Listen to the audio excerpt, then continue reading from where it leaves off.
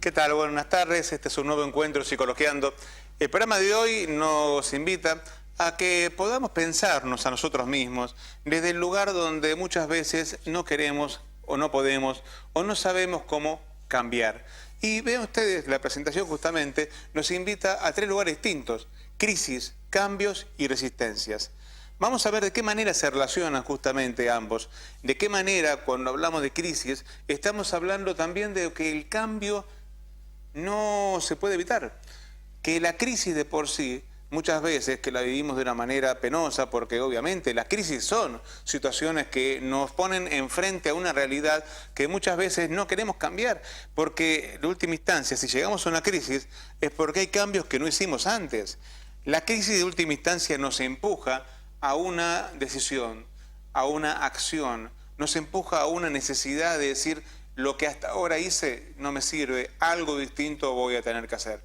Entonces, ¿qué pasa cuando hay resistencia al cambio? ¿Qué pasa cuando esa necesidad de cambiar, que uno dice, pero es obvio, hay que cambiar, hay que salir de ese lugar, algo interno no me habilita eso? Tenemos que entender por qué pasa eso. Vamos a entender cuáles son los orígenes de la resistencia al cambio y también vamos a ver cuáles son los orígenes para poder cambiar. Una vez que uno se pone la idea de que el cambio es necesario, el cambio ya se habilita. Pero si el cambio no se ve, si la necesidad de cambio no aparece, nada va a ser distinto, todo va a ser igual y va a ser más de lo mismo. Es más, hay muchas posturas que dicen que muchas veces hacemos cambios para que nada cambie, simplemente para sostenernos en un lugar, para poder solamente subsistir en un lugar en donde ya se generó el acomodamiento, ya se naturalizó las razones por las cuales yo alguna vez debiera haber cambiado, y como ya que le hace una mancha más al tigre, ya directamente avanzo sobre la cotidianidad. Sobre este lugar, entonces, donde trabajaremos en el programa de Psicología de hoy, desde varias posturas, tratando de encontrar herramientas y más que nada encontrando vías para el cambio. Una de las herramientas que trabajaremos y que les invito a que me acompañen es el pensarse a uno mismo desde un lugar distinto, el pensarse a uno mismo desde otro escenario. Entonces trabajaremos eso, la posibilidad de cambiar los escenarios, cambiar mentalmente los escenarios, imaginarse uno mismo en un lugar distinto. Las herramientas están en uno, las posibilidades de cambio también, la necesidad se va a imponer.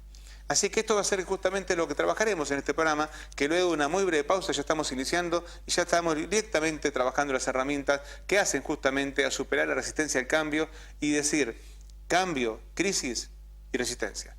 Luego de una pausa, ya arrancamos. No se vayan.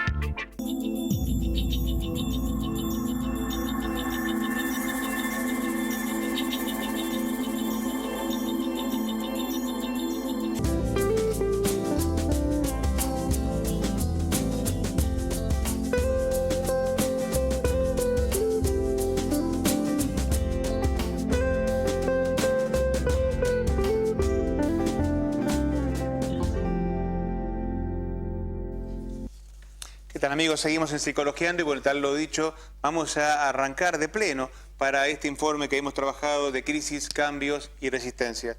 Y como siempre uno empieza preguntándose, ¿no? Y la primera pregunta que a uno le va a surgir es ¿qué es una crisis? Y saben que es interesante, y muchos de los que trabajan el tema lo empiezan a ver de la etimología.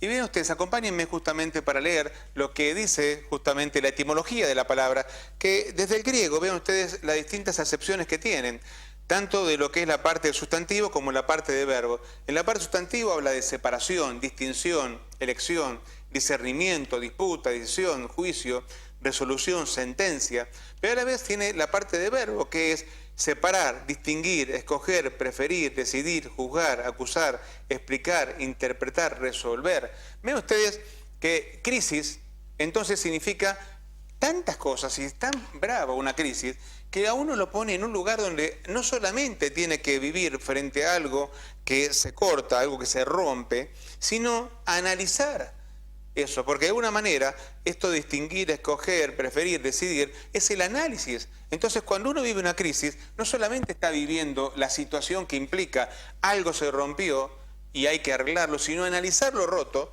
para ver qué es lo que puedo yo hacer con eso y a partir de acá empezar a cambiar. Por eso que muchos trabajamos la idea de crisis como una oportunidad de cambio.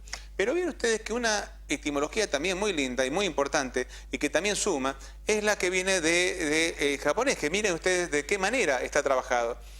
En japonés la palabra crisis se compone de dos caracteres, que kiki, que viene a ser justamente de estos compuestos, son estos dos dibujos que de alguna manera implican peligro y a la vez oportunidad. O sea, la palabra se conforma con estas dos otras palabras, peligro y oportunidad. Esto entonces implica justamente que ante una situación dificultosa hay que buscar también la oportunidad. Esto, vean ustedes hasta qué punto va a ser importante que en la filosofía japonesa, mejor dicho, en la palabra japonesa, porque hay muchos que dicen que no hay filosofía japonesa, porque la filosofía es un término oriental, en la ideología, en la forma de pensar japonesa, existe entonces la idea de que cada vez que vos tenés una crisis, tenés justamente el peligro, pero a la vez la oportunidad para cambiar. Esto explica justamente cómo los japoneses han podido sobrellevar a situaciones tan graves como justamente las bombas atómicas que han generado una destrucción total y han tenido que generar un cambio para volver a empezar y tener esa fortaleza. Entonces vean ustedes cómo la palabra crisis ya de por sí nos está indicando que es necesario, que implica que se te obliga un cambio. Ahora, ¿qué es un cambio? Y justamente la siguiente palabra, la siguiente pregunta, la siguiente situación, que es justamente ¿qué es un cambio? Un cambio implica naturalmente, y en virtud de lo que el cambio es, la necesidad de poder tener que cambiar. Desde el lugar de la idea de que hay algo que tengo y hay algo que dejo. Hay algo que no está a la par de lo que a mí me sirve, entonces me obliga a tener que dejar algo en cambio de algo. A ver, si me siguen con esta idea. Un cambio implica, de alguna manera, que algo tengo, pero como lo tengo no me sirve. De la manera que siempre lo tuve ya no me funciona. Tengo que generar el cambio, tengo que generar la distancia. Pero muchas veces cambiar significa también perder. Cambiar implica soltar, implica tener que dejar algo que hasta ahora tuve y no tener que acostumbrarme a eso que implica el perder. Entonces ven ustedes, cambiar y perder se empiezan a asimilar, empiezan a acoplarse. ¿Y qué tiene de malo perder?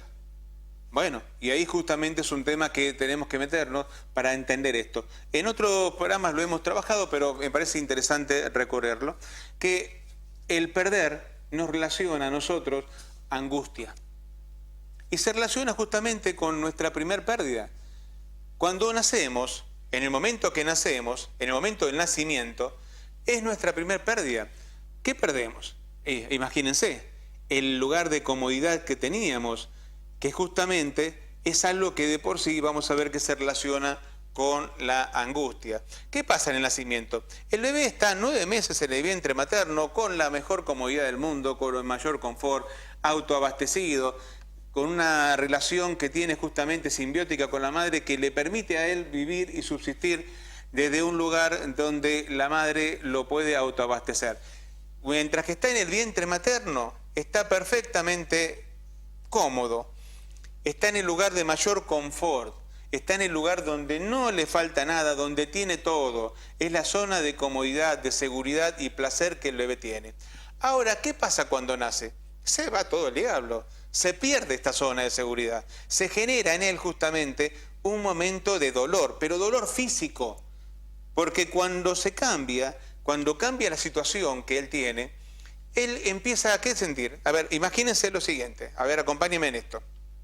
El bebé en el vientre materno está en el líquido amniótico flotando con un cordón umbilical que da alimento, lo cual nunca le generó a él ningún conflicto, y de golpe tiene que salir de esa zona e ir a una situación que de por sí es lastimosa, es dañina, es hiriente, como es el aire que lo acompaña a continuación, como es el hecho de tener que expulsar de su interior todo ese líquido que tiene de una manera obviamente muy abrupta y obviamente con dolor. Ustedes vean lo siguiente, el dolor que siente el bebé se relaciona con la angustia. Esto lo dijimos, pero como el público es nuevo lo voy a volver a reiterar. ¿Qué es lo que siente una persona que se angustia? Yo le pregunto a cualquier persona, ¿qué es lo que siente una persona cuando se angustia? Es lo siguiente, dolor en el pecho, una opresión en el pecho, ¿sí? Dolor en la garganta, sensación de frío, sensación de temblor. También tiene como una idea de sentirse como que está desabrigado, frío. Es lo que le pasa al bebé por razones fisiológicas. Cuando él expulsa el líquido amniótico, primero el pecho se tiene que comprimir para poder expulsar todo el líquido que tiene. ¿Y de dónde pasa? Por la garganta. Los dos síntomas que le dije recién, dolor en el pecho, dolor de garganta. Los ojos obviamente nos lagrimean, obviamente él tiene que empezar a ver y abrir los ojos en un ámbito distinto al líquido que estaba antes. El cuerpo tiene frío. Cuando uno se angustia, siente todas las necesidades propias, toda la situación propia que tiene el tema. Cuando uno se angustia, lo que siente es lo que sintió el bebé cuando nació. Cuando uno se angustia, está recordando inconscientemente, está viviendo inconscientemente el momento del parto, que es la primera angustia que el bebé siente, que cualquier persona siente. Psicológicamente hablando, les hago un aporte, el yo no existe en ese momento, el yo surge con la necesidad, surge un momento después. Como el yo no lo reconoce como propio, esta angustia, es que la rechaza. De ahí los mecanismos de defensa que luego va a utilizar cada vez que le viene la angustia porque no la soporta. Y de esa manera nos defendemos frente a la angustia que no soportamos. Entonces, ustedes vean y a dónde quiero ir. A ver, si no te acordás de nada de lo que te dije, acordate de esto. La angustia se relaciona con los cambios. Los cambios nos producen angustia. Sentir que voy a cambiar significa pérdida, significa dolor. Entonces, todo lo que implica cambio se relaciona con la idea de que me va a doler y no quiero soportar dolor. Entonces, nos resistimos al cambio, nos resistimos a lo nuevo porque nos genera angustia y dolor. Cuando trabajamos lo que estamos en terapia, de alguna manera lo que tratamos de ver son qué circunstancias se han sumado en la vida que a vos te hacen la resistencia al cambio, a partir de aquí y a partir de que cambiar te implica un dolor. Ahora, si seguimos con el informe, vamos a preguntarnos justamente desde qué lugar se transforma esto y de cómo se puede combatir con esto. Y eso nos lleva al duelo. El duelo, de por sí, es un proceso. El proceso que nos lleva a elaborar una pérdida. Y el duelo es un proceso que se hace en 4 etapas. Negación, depresión, bronca y aceptación. A ver, la primera etapa de negación es obvia, desde el lugar donde uno no acepta la realidad tal como le viene y uno le trata de evitar, o se hace el distraído, o piensa que no pasa nada, actúa como si nada pasara, o se escapa de la realidad. Ahora, la segunda etapa, en donde ya superamos ese momento, es que la ficha te cae, la depresión. La depresión implica vivir el dolor. Es como que ya no podés escaparte de la idea de pérdida, sino que ya se te cae la ficha de decir, ya está, me di cuenta que esto que yo creía que podía evitar, no se puede evitar y el dolor es una realidad. Ahora, la tercera etapa sobre la cual estamos hablando de esto es la bronca. La bronca que puede tener dos formas. La bronca que puede tener la forma del lugar de aquello que vos estás intentando elaborar con vos mismo y la bronca de aquello que vos intentás elaborar con el entorno. La bronca con uno mismo se llama culpa. Uno vive de manera culpógena la pérdida. Uno se hace cargo de la pérdida. Uno le duele. A uno le genera el dolor de hacerse cargo de ese momento y se empieza a buscar razones por las cuales uno es responsable por la pérdida. Hasta la pérdida de aquello que uno no tiene nada que ver, pero de alguna manera uno se siente culpable. Y después está la culpa que yo tiro al otro, que es justamente lo que se llama el reproche. O sea, de qué manera yo genero la idea de que el otro es el responsable de lo que pasó. Entonces, culpa cuando es para uno, reproches cuando es para otro, pero en los dos lados es la bronca lo que estamos tramitando. Y la aceptación es la cuarta etapa. Es cuando de alguna manera se cicatriza la herida, cuando se genera la idea de que vos podés lograrte a vos mismo aceptar que no podés estar sin eso, pero podés convivir con lo que te falta. De alguna manera aceptás que ese espacio que estaba vacío, ese espacio que se perdió, ya se puede vivir y puedes convivir con eso que te falta. No te queda hueco, no te queda la falta, no te queda la idea de esto. Esto que yo lo dije recién, hablo de duelos. Ustedes me dicen, ¿pero duelo no es cuando se muere alguien? No, un duelo es para toda pérdida. La pérdida puede ser de un trabajo, la pérdida de una pareja, la pérdida de una mascota, la pérdida de un ser querido, la pérdida de tu llavero, para cualquier pérdida. Toda pérdida se elabora. Ahora, ¿toda pérdida se elabora igual? No.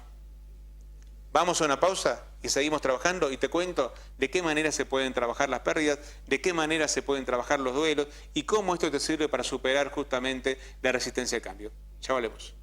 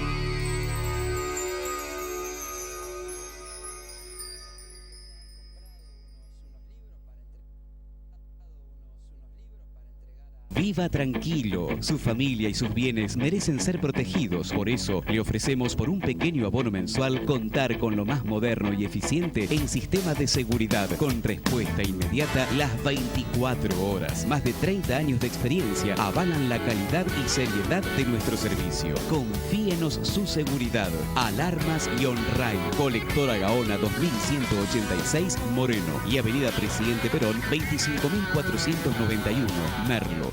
Alimentos Natalí, más de 30 años haciendo productos naturales. Mermeladas líderes en el mercado naturista. Línea tradicional, línea reducida en calorías, jugos y pulpa de frutas. Alimentos Natalí, solo el sabor de la fruta con toda su fibra.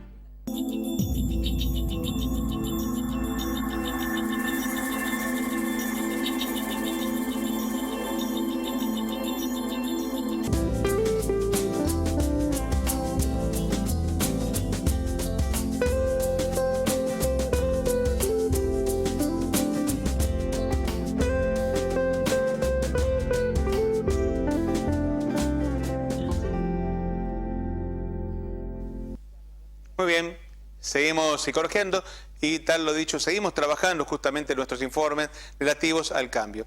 Habíamos dicho de que estábamos ahora viendo, luego del duelo, habiendo hablado del duelo, vamos a hablar de cómo se puede justamente trabajar y de qué manera se da este tema de las pérdidas. Y vamos a preguntarnos por qué se da la resistencia al cambio, ¿sí?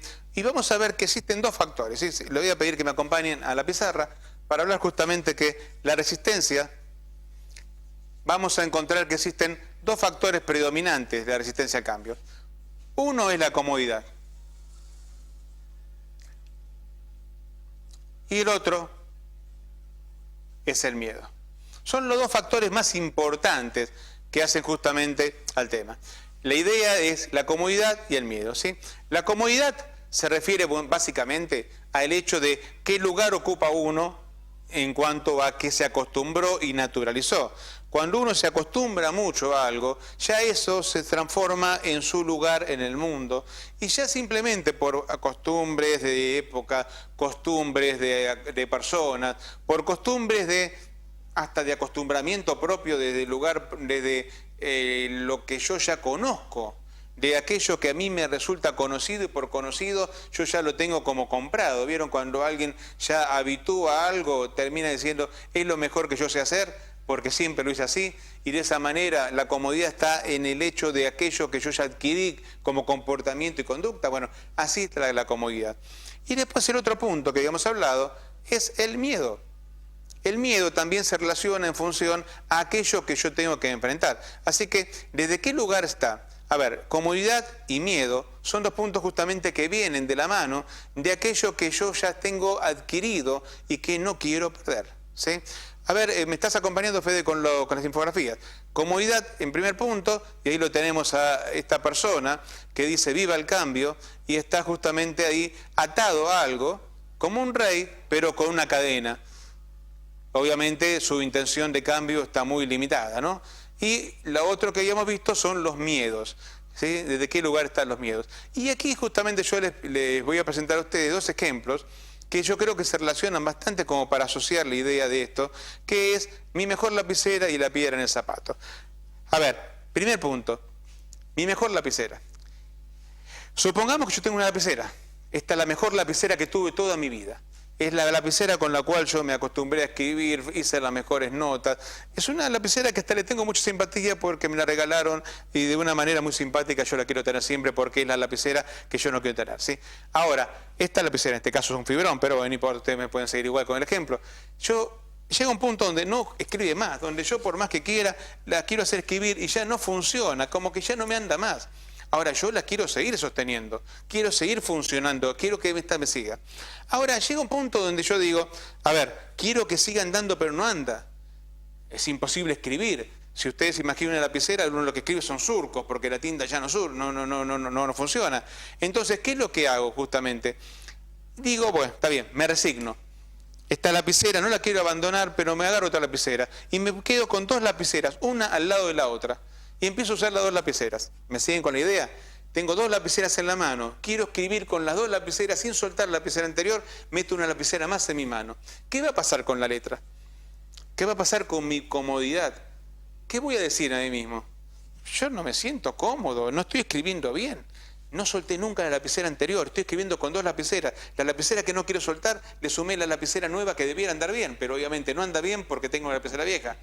Por no soltar lo que tengo, por no soltar lo que hasta ahora tuve y que ahora no me sirve, estoy mintiéndome con respecto al uso de la nueva. Obviamente que la nueva no va a funcionar bien, obviamente que no voy a tener buena letra, obviamente no voy a estar cómodo. ¿Pero por qué no estoy cómodo? ¿Porque lo nuevo no funciona? No, no estoy cómodo porque no solté la anterior. ¿Me siguen? La idea de querer cambiar algo implica saber soltar, desapegarse, saber andar sin tener que tener en mi mochila las historias del pasado, las lapiceras del pasado, las cuales no me permiten escribir bien. Una vez que yo suelto la lapicera y tengo la mano libre, voy a poder elegir la mejor lapicera para escribir con mi mejor letra. Pero mientras tenga la lapicera atada y no suelte la lapicera vieja, yo no voy a poder tener buena letra. El otro ejemplo que también aquí habíamos apuntado es la de la piedra en el zapato. Esta historia habla de una persona que vivía siempre muy apurado para todos lados, que permanentemente corría para todos lados. Esta persona vivía con la idea de que las cosas las tiene que cumplir siempre. Entonces nunca podía parar ni siquiera un minuto para cosas de su vida, porque siempre estaba haciendo cosas para poder lograr sus objetivos, los que se espera de él. En un momento determinado esta persona se le pone una piedra en el zapato. Obviamente cualquiera dice, bueno, te parás 5 minutos, te sacás la piedra y seguís caminando. Esta persona no hizo eso. Con la piedra en el zapato siguió caminando, siguió caminando, siguió caminando, siguió caminando y obviamente se lastimó con esa piedra en el zapato hasta el punto tal de que esa piedra ya no le permitía caminar bien, era el rengo. Ya tenía que renguear para poder caminar porque esa piedra no le permitía caminar bien. Además esa piedra le lastimaba el pie, pero a él no le importó porque siguió, aguantó el dolor, iba rengueando como para poder evitar el dolor y de esa manera se acostumbró a la piedra en el zapato. Naturalizó el conflicto, vivió con el conflicto, lo hizo propio el conflicto. Yo siempre pongo cuando doy el ejemplo, un ejemplo dramático y de alguna manera exagerado. La persona esta cuando se bañaba se cortaba las uñas y se pulía la piedrita porque ya era parte de su historia, era parte de su vida. Ahora esta persona ya hizo parte de su vida la piedra, ya es parte de su pie. Llegó un punto donde rompía media, llegó un punto donde se peleó con su mujer porque de por sí la lastimaba cuando estaba en la cama, así que de por sí se dio cuenta de que no podía estar con ella. Perdió el trabajo porque siempre llegaba tarde. No tenía más amigos porque de por sí lo invitaban a jugar y él no iba. Empezó a perder. Ya la piedra no era el problema, o sea, nunca fue problema la piedra. ¿Cuál es el problema? Las consecuencias, lo que empezó a perder a culpa de esto. Decíamos la semana pasada cuando hablábamos con Mirta Bravo el tema de qué pasaba con en las terapias, que muchas veces la gente no viene por el conflicto, sino por las consecuencias de los conflictos, y termina siendo lo que trabaja en terapia el conflicto, que nunca lo puso como conflicto, sino lo que vino como consecuencia. Esta persona no veía la piedra como un conflicto, su conflicto es que se había separado, su conflicto es que no tenía amigos, su conflicto es que ya no podía hacer nada. Y por eso decidió, bueno, me voy a tener que operar. Ahí la piedra dejó de ser un conflicto para transformarse en un problema. Y ahí cuando se transformó en un problema se busca solución. Esto es algo muy importante y recuerden esto. A veces yo tengo conflictos por toda la vida si no los transformo en un problema. Aquí esta persona tenía una piedra en el zapato y no era un conflicto. Para él justamente tenía problemas por las consecuencias, pero no era la piedra el problema. Cuando se tuvo que operar. Esta persona que no podía esperar 5 minutos en su vida, terminó ahora teniendo que operarse, haciendo un preoperatorio, un prequirúrgico, un postquirúrgico. Tuvo que hacer un montón de cosas para poder justamente vivir ahora sin la piedra. Bien, supongamos que esta persona, vamos a darle un final feliz, una vez que se sacó la piedra de encima, empezó a recuperar a los amigos, se pudo disculpar con su esposa, se pudo disculpar con las personas que había dañado y se pudo disculpar a sí mismo por no haber cambiado a tiempo cuando la realidad lo impulsaba a cambiar. Entonces, en definitiva, esta persona estaba cómoda y tenía miedo. Estas dos circunstancias le generaban a esta persona resistencia al cambio. Las crisis vinieron cuando las consecuencias de lo que él no cambiaba fueron tantas que no pudo manejar. Mientras tanto, la vida no le dio otra oportunidad. Él le tuvo que dar una oportunidad a sí mismo, se tuvo que dar una oportunidad a sí mismo para decir el cambio es inminente. Si no cambio, nada va a cambiar. Si sigo haciendo lo mismo que hasta ahora hice, no puedo esperar cosas distintas. En ese momento la vida empezó a ser distinta. Vamos a una pausa y seguimos trabajando. Tenemos preguntas que nos han hecho. Tenemos mucho para seguir trabajando, para dar herramientas, para poder superar justamente esta resistencia al cambio. Ya volvemos.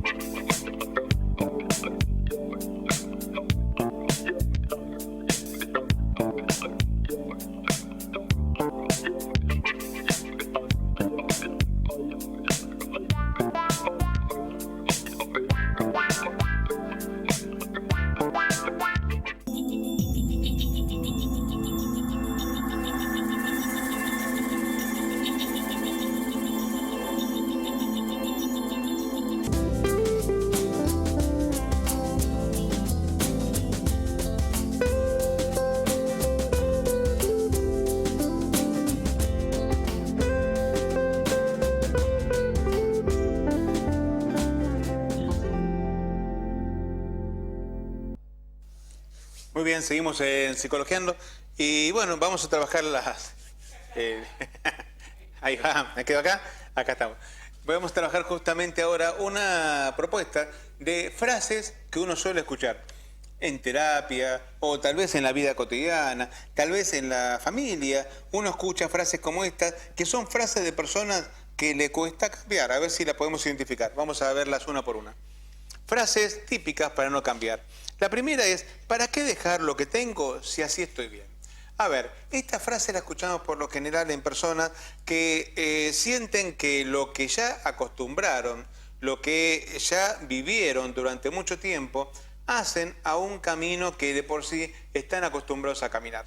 A ver, es normal que uno, si está acostumbrado a venir del trabajo por un camino, no va a cambiar todos los días de cuadra para ver qué variante que soy, qué vivo que soy, mirá cómo me divierto cambiando de camino. Uno que ya conoce un camino, ya está. Por lo cual, a veces cuando uno conoce un camino es normal repetirlo. Pero ¿qué pasa cuando uno está acostumbrado, por ejemplo, a trabajar siempre de lo mismo? En el mismo trabajo, en el mismo lugar, y dice, después de tantos años, ahora voy a cambiar. A ver, pero la pregunta que yo te hago es la siguiente. ¿Probaste si hay otra alternativa mejor a la que vos tenés? ¿Probaste si no hay un trabajo mejor? Ya sé que este trabajo lo tenés acostumbrado, pero te quejaste muchas veces, ¿o no? No decís muchas veces, uy, me tiene podrido este jefe, ¿cómo? O este compañero, o sí, yo sé que estoy ganando poco, pero estoy acostumbrado porque yo ya conozco a todo el mundo. A ver, esa es una típica situación de no querer cambiar, de no querer habituarse, ¿sí? Es como la persona que está quejándose todo el día de la casa en la que vive, que se le cae el techo encima, cae un montón de humedad y sigue, de alguna manera sigue, vuelve a preguntarte, ¿pero intentaste cambiar de casa? O el que se queja del coche, intentaste cambiar de coche y te va a poner un montón de excusas con respecto a plata, con respecto a gastos, con respecto a... Pero yo digo, ¿intentaste hacer ahorros para cambiarlo? A ver, excusas están en la orden del día. Siempre uno tiene excusas, pero son excusas para no cambiar. Obviamente, uno puede decir también, si siempre así funcionó esto, si a mí siempre esto así me funcionó, que es la frase siguiente que justamente ilustra el tema. Ahí está, muy bien. Esta frase, si siempre así funcionó, significa que hasta ahora a mí me dio resultado. Guarda, no esperes que deje de funcionar para cambiarlo. A ver, ¿desde qué lugar yo dije recién lo de esa lapicera que siempre me funcionó? ¿Sí? Acá tengo dos para hacer el ejemplo que antes no tenía. Yo sumo otra que no me anda o que anda mejor que la anterior, pero yo con las dos no puedo escribir. Si siempre así funcionó, no significa que tenga que seguir funcionando siempre. Entonces tengo que saber dejar, soltar y elegir la otra lapicera que ahora sí funciona. Pero yo cuando tengo las dos lapiceras me estoy engañando. El ejemplo es típico, a ver si les queda. Una persona se separa de su pareja, ¿sí? Mujer con hombre, porque mujer con mujer, hombre con hombre, no importa. Se separa de su pareja, pero no suelta. No deja realmente de sentirse que está con esa persona, porque algo quedó enganchado con esa pareja. Me pasa mucho esto ver en terapia, que la persona termina con uno y a la semana está con otro. No hizo un duelo, no elaboró la pérdida, no logró desapegarse. Entonces, ¿qué pasa? Viene otra persona a su vida, se suma esa persona a su vida e intenta que funcione. Pero así está funcionando. Está funcionando intentando escribirlo, pero sin soltar la lapicera anterior. ¿Qué va a decir? ¿Te das cuenta? No había mujer como la anterior, no había pareja como la anterior. Mentira, no le estás dando oportunidad a conocer a esta persona porque no soltaste la persona anterior. Cuando uno quiere sacar un clavo con otro clavo, por lo general lo que termina generando son dos clavos. Y obviamente no vas a estar mejor que antes, sino que estás peor que antes, pero con la idealización del anterior. Y todo el tiempo pasado fue mejor. Esa famosa frase que es mentira de por sí, porque lo que hace uno es idealizar el pasado, cuando en realidad lo que no hace es vivenciar qué cosas del pasado son las que tengo que saber soltar. La siguiente frase es, así siempre se hicieron las cosas acá. Es la famosa frase institucional, en donde uno llega a un lugar en donde ve que las cosas se hacen de una manera horrible, de una manera desprolija, donde uno ve que la realidad es que las cosas se podrían hacer mejor, pero uno está tan acostumbrado a que siempre se hizo así que no se puede cambiar, ¿sí? Esa es la famosa frase de las culturas institucionales donde nada se quiere cambiar porque suponen que siempre las cosas hay que hacerlas como si siempre se hicieron. Es la famosa frase del abuelo, ¿no? Y si acá siempre se hizo así. Ustedes conocerán ese viejo cuentito de que en la familia se hacía siempre, como costumbre, la colita de cuadril le cortaban la puntita. Y la nieta lo aprendió de la mamá lo aprendió de la abuela, y siempre así se hizo. Viene un novio nuevo de la chica y vio que estaba esto cortado y dice, a ver, escuchá una cosa ahí, ¿qué secreto culinario tiene que siempre cortan acá la puntita a esta colita de cuadril? Que no sé, se absorbe mejor el sabor, genera algún tipo de mejor gusto a partir de que, no sé, de esa manera se cocina mejor, no sé. ¿Me querés contar por qué? Mira, la verdad que no sé, aquí mi mamá lo hizo así, le corta la colita, yo siempre lo hice así, le cortó la colita. Le pregunta a la mamá, ¿y mamá por qué le corta la colita? No sé, la abuela siempre le cortó la colita si yo le corté la colita. Y le preguntan a la abuela, y abuela, cuéntame, ¿por qué motivo siempre le cortan la colita? No, a ver, no hay mucho motivo. Yo lo ponía en una bandeja que me quedaba chica, así que tenía que cortar la colita para ponerla ahí. Y de esa manera siempre le corté la colita porque es la única manera que entraba en la bandeja. O sea, vean ustedes, las cosas se hacen por costumbre, se hacen por tradición, pero sin un sentido, simplemente porque así se hicieron. Eso es parte de esa cultura de hacer las cosas siempre igual. La otra frase es, pero si yo estoy bien así, ya me acostumbré a eso. El estar bien a algo por acostumbramiento significa que me acostumbré a que eso siempre sea igual. Ahora, ¿significa que es la mejor forma de hacer las cosas? ¿Significa que es la mejor manera de vivir? ¿Significa que es la mejor y más óptima solución o simplemente la que vos te acostumbraste? ¿Ustedes no escucharon gente que vive años en un trabajo que de por sí vos le preguntás, estás ganando tan poco, tenés que viajar tanto a Capital o tenés que viajar a otro lugar, tenés que hacer semejante esfuerzo, ¿no pensaste en buscar otro laburo por acá? No, pero yo ya me acostumbré, acá yo estoy bien. Pero te quejas todos los días de la cantidad de gente que hay en el tren, te quejas todos los días de lo mucho que tenés que caminar, te quejas todos los días que gastás, no sé, la tercera parte de tu sueldo de transporte. ¿No probaste un laburo en otro lugar? Y no, buscaste, tiraste algún currículum, lo que sea. No, yo me acostumbré así. Si yo estoy bien así, ya me acostumbré. Recuerden, acostumbramiento y estar bien no son sinónimos. La siguiente, no sabes si lo que viene es peor. Así estoy bien. Otra de las razones por la cual no queremos cambiar, o que hay resistencia al cambio, es por el miedo a lo desconocido. A ver, está claro, si vos estás bien en un lugar y no sabes qué puede venir, preferís malo conocido que bueno por conocer. Esto, en muchos casos, a ver, parejas que se viven quejando todos los días, no significa que se tengan que separar, ni que tienen que cortar, ni buscar un novio nuevo o una persona nueva todos los días. Obviamente, hay que tratar de reconstruir y estar mejor, pero no cambiar simplemente por tener miedo a lo que se viene es de alguna manera condenarse a suponer que tengo una vida eterna y que esto es así. La vida es corta, acordate. No sabés cuánto tiempo te queda de vida como para suponer que siempre tenés que vivir sufriendo algo que no podés cambiar. Yo creo que sí tenés que ver la posibilidad. Tratá de estar mejor, lo mejor que puedas cuando estés. Mejorar la situación, pero no te mientas, no te engañes. No generes falsas expectativas de esperar que algo cambie cuando sabés que esto es así. Esperar cambios que van a venir mágicamente. Si sabes que algo no puede cambiar, no va a cambiar, le diste la oportunidad de cambio, no te ilusiones, no va a cambiar. Ya lo intentamos y no fue mal. Sí, pero lo intentaste capaz que en un momento con otros recursos. Yo te quiero decir algo, vos hoy sos distinto a ayer. No sos la misma persona que fuiste ayer. No sos la persona que alguna vez intentaste hacer eso y que justamente en aquel momento te fue mal.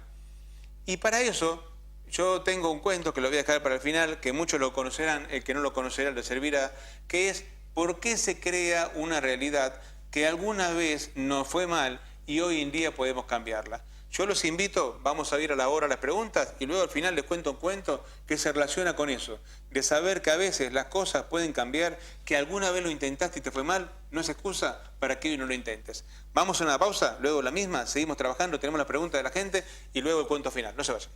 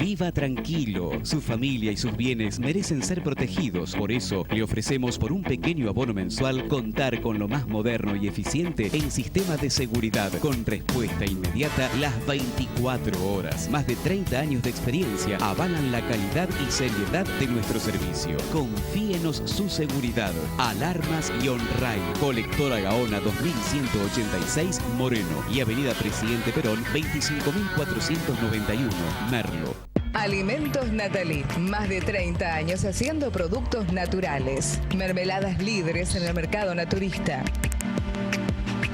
Línea tradicional, línea reducida en calorías, jugos y pulpa de frutas. Alimentos Natalí, solo el sabor de la fruta con toda su fibra.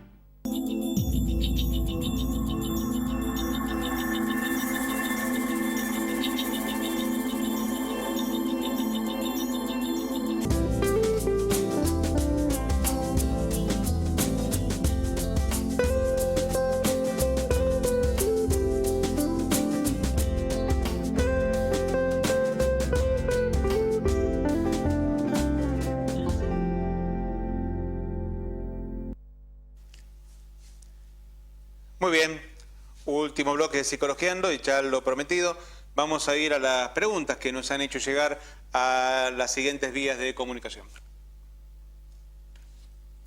Ustedes se pueden comunicar, como saben, a nuestro programa mediante el 11 6450 64, vía SMS o WhatsApp, también a psicologiando.com.ar, ya es esto justamente en nuestra página web, y también por Facebook a la Psicologiando TV, psicólogo.mazaro, y en Twitter a @Gabriel_Mazaro, que por suerte lo tengo escrito acá. Vamos a las preguntas que nos han hecho llegar. Hola psicólogo, mi esposo perdió el trabajo y no hace nada. Lo veo siempre con cara de preocupada, pero de ocupado, nada, poco. Él no es así, me preocupa no poder decirle nada porque se enoja, se violenta y se va a dormir. ¿Qué hago?, nos pregunta. Bueno, tu esposo perdió el trabajo y obviamente estás preocupada y decís que él no está ocupado lo suficiente para encontrar. Podemos estar frente a un caso depresivo, lo cual implicaría que te comuniques con él, lo contactes, le hables, intentes hacer empatía de saber que sentís lo que le pasa, pero que también no vas a tolerar que él esté ahora simplemente relegado a este lugar de pasividad sin hacer nada, pese a haber perdido el trabajo. Esto es, como dijimos recién, puede estar pasando un duelo, pero tenés que acompañarlo para que el duelo no se quede en la etapa 2, no se quede en la etapa depresiva, que la persona pueda tener herramientas para poder seguir adelante. Vos decís que él se enoja y se violenta. Está también justamente con esta parte de bronca. Lo que tenemos que saber es bronca a quién, a sí mismo o hacia otro. ¿A quién está culpando por esto? Esto es lo que tenemos que trabajar. Obviamente, si vos te das cuenta de que esto persiste en el tiempo, te recomiendo que le aconsejes iniciar una terapia para que tenga recursos y herramientas para poder seguir adelante. Así, obviamente, no puede seguir ni él ni vos, en virtud de que no tolerás vos tampoco que él esté así. Vamos a la siguiente pregunta, Federico. Licenciado, ¿por qué a los adolescentes les cuesta tanto empezar un trabajo o tener que estudiar? Mi nena de 19 años está como un potus y ni le preocupa. Y no es que no le decimos nada, pero pone excusas para todo, dice Virginia. A ver, Virginia, si yo me baso en tu discurso, vos decís, mi nena de 19 años, ya no es una nena. Entonces ya desde tu lugar yo creo que hay ciertos acostumbramientos familiares, mal acostumbramientos familiares, que hacen a que vos la trates como una nena y no le des la responsabilidad, las obligaciones y los límites que hay que ponerle para que no se sienta una nena que puede estar cómoda. ¿Vieron que está esa etapa de los niní? Los que ni trabajan ni estudian y que pareciera que es una buena cantidad de personas que en esta etapa adolescente se sostienen en ese lugar. ¿Qué tienen estos padres consentidores que no les saben poner límites? A ver, está en una familia, tiene obligaciones y también tiene derechos. Que vivan los derechos, pero que también tengan las obligaciones. Ella está cómoda en este lugar. Evidentemente no pierde nada por seguir sin trabajar ni estudiar. Esa incomodidad se tiene que imponer. No tenés que dejarla cómoda. En la medida que vos no le des, que vos y tu familia no le den la posibilidad de que se quede cómoda, ella va a tener que empezar a buscar su lugar. Desde un lugar donde vos les digas lo que pretendés, pero también donde ella necesite a sí misma sentirse fortalecida en la idea de que puede lograr cambios. Ayudarla a cambiar, ayudarla a fortalecerse y no que el potus haya que regarlo todos los días. Vamos a la tercera. Ahora estoy en pareja con un señor que siento que me quiere y yo puedo querer. Sin embargo, estuve 30 años casada con alguien que me humillaba y no me dejaba hacer nada. No entiendo qué me pasaba porque no podía cambiar, pero ¿qué me dice que no voy a repetir lo mismo? ¿Por qué al inicio estaba bien? Y bueno, ¿cómo superar los miedos? O sea, al inicio de la otra pareja estabas bien y ahora sentís que de alguna manera también estás bien con este y vos decís, ¿por qué no me va a pasar lo mismo? Yo creo que vos ya sos otra persona, ya maduraste. Las situaciones que vos tuviste que vivir estando mal con el otro ya las cambiaste ahora. No sos la misma persona. ¿No sirvió acaso la experiencia? ¿No estás parada en un lugar distinto? ¿No sos una persona que ahora puede justamente observarse a sí misma y ser feliz desde un lugar diciendo, ahora sí quiero vivir la vida de una manera distinta? Pero bueno, lo que tenés que hacer ahora simplemente es vivirlo y disfrutar cada momento. No le sumes fantasmas a tu vida que te generen conflictos. Cuando haya un problema, trabajá el problema. Mejor dicho, cuando haya un conflicto, hacelo un problema. No quede conflicto, como la piedra en el zapato, un conflicto puede ser para siempre. Hacelo un problema de forma tal de que se charle, se discute. Y si estás en una etapa inicial de una pareja, es un buen momento para iniciar un contrato de qué me gusta, qué no me gusta, qué espero y qué no espero de vos. Si vos te sos fiel a vos misma y permitís que ese contrato se convalide en el tiempo y marque los límites de cuando ese contrato empieza a funcionar mal, no va a tener por qué pasar lo mismo que pasó en el pasado. Ya sos otra persona. Y eso lo puedes aprovechar. Muy bien, amigos, terminamos el consultorio y voy a lo prometido, que es un poco para cerrar la idea de la última frase que yo les había dicho antes, de qué pasaba cuando algo quedaba como estancado, como algo metido. Y para eso lo voy a contar un cuento que ya lo conté tantas veces que seguramente muchos de ustedes lo habrán visto, pero a los que no seguramente les servirá y yo creo que sirve como para darle un cierre a este programa que justamente habla de la resistencia al cambio y el de saber cambiar. El cuento lo podemos leer en varios lugares, muchos lo habrán visto en un libro de Bucay, él también lo ha compilado en Cuentos para Demián y se llama El elefante encadenado. Este cuento dice lo siguiente, había una persona que de chico le encantaba ir a los zoológicos, le encantaba ir a los circos, en sí le encantaba los elefantes. Él los veía en su esplendor, los veía ahí haciendo piruetas, los veía apostados con la fuerza que implica justamente y de qué manera estaban estos elefantes siempre que él los veía, encadenados a una pequeña estaquita, chiquita, que uno dice, pero pará, este elefante tan fuerte, ¿por qué motivo está desde ahí y no se va? Si es un elefante fuerte, si un elefante que no tiene la posibilidad acaso de levantar un árbol de cuajo, no tiene la posibilidad acaso este elefante de levantar un coche con la trompa, ¿por qué motivo este elefante no puede escaparse de ese lugar? A ver si... ¿Qué cosa le ha pasado a esta persona, a este elefante? Y bueno, mira, yo te cuento lo siguiente. Este elefante está así porque está adiestrado.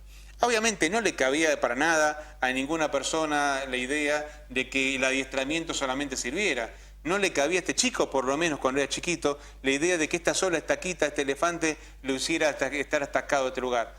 Sí, empieza a caminar y la tira al diablo. Hasta que una persona sabia le dijo lo siguiente. Imagínate a este elefante cuando era chiquito. Imagínatelo cuando era chiquito. Imagínate a este elefante cuando apenas con pocos meses de vida lo pusieron ahí, con esta estaca y lo pusieron ahí desde un lugar donde él no se podía mover. Ahí, Federico, si me seguís con la pantalla que nos habíamos adelantado antes, donde lo vemos chiquito. Ahí está. Y seguime a mí, por favor. Este elefante chiquito, de por sí, cuando lo pusieron ahí, no pudo con esa cadena.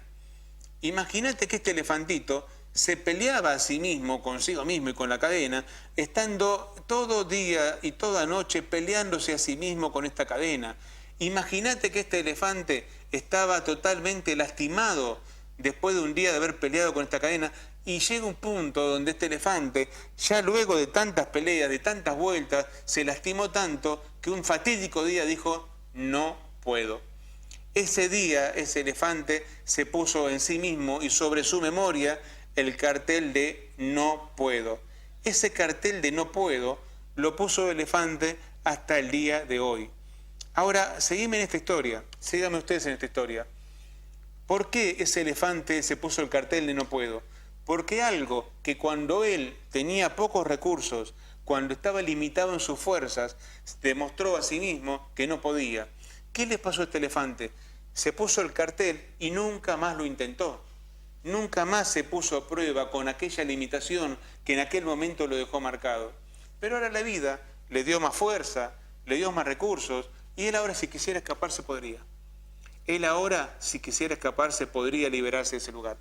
Entonces, muchas veces nosotros, como los elefantes, nos quedamos estancados en alguna experiencia de nuestra vida que nos dejó tanta lastimadura, que nos hizo tan mal, que pensamos que eso es para siempre. Y simplemente fue una etapa de nuestra vida. Por eso, amigos, la idea y lo que quiero compartir con ustedes es que el cambio siempre es posible cuando uno realmente quiere intentarlo. Ahora, yo, por ejemplo, veo que las personas que inician terapia cuando se dan cuenta de que hay algo que les genera ruido. Si no, no van a terapia. Es como cuando uno va al dentista. Voy al dentista cuando me duele la muela. Muchas veces hace falta no esperar que me duele la muela. Muchas veces, igual que en la terapia, no hay que ir al psicólogo simplemente porque no puedo manejar algo. Hay que ver por qué motivo estoy simplemente, sin darme cuenta, repitiendo situaciones que me generan conflicto. Cuando nos damos cuenta de que somos repetidores crónicos de conflictos, podemos empezar a cambiar. Y te aseguro que apenas que te das cuenta que hace falta un cambio, en ese momento ya lo empezaste a cambiar. Amigos, ha sido un gusto trabajar con ustedes este tema. Como siempre tratamos de dar herramientas, tratar de dar facilitaciones. Como ustedes ya saben, pueden buscarnos en cualquier programa de Psicologiando y buscar la palabra clave y ustedes van a encontrar herramientas. Este tema lo hemos trabajado ya en otros programas de distintos ángulos, de distintas miradas, pero siempre lo importante es esto, le damos la misma recomendación. Ustedes pueden lograr que su vida sea mejor. Lo que tienen que hacer es simplemente decidir, hoy quiero cambiar. Desde ese día el cambio ya está habilitado. Será hasta nuestro próximo encuentro. Como ustedes ya saben, estamos aquí en vivo los viernes a las 4 de la tarde, los domingos a las 15 se reitera, igual que los lunes a las 21, y todos los programas en psicologiando.com.ar, en YouTube, todos los programas que busquen Psicologiando con la palabra clave que ustedes quieran poner al lado, tienen todos los temas que están, y obviamente en nuestras páginas en Facebook repetimos siempre consejos, recomendaciones, y también ayudamos justamente respondiendo preguntas que ustedes nos hagan llegar. Esto ha sido un nuevo encuentro y será hasta la próxima. Muchas gracias.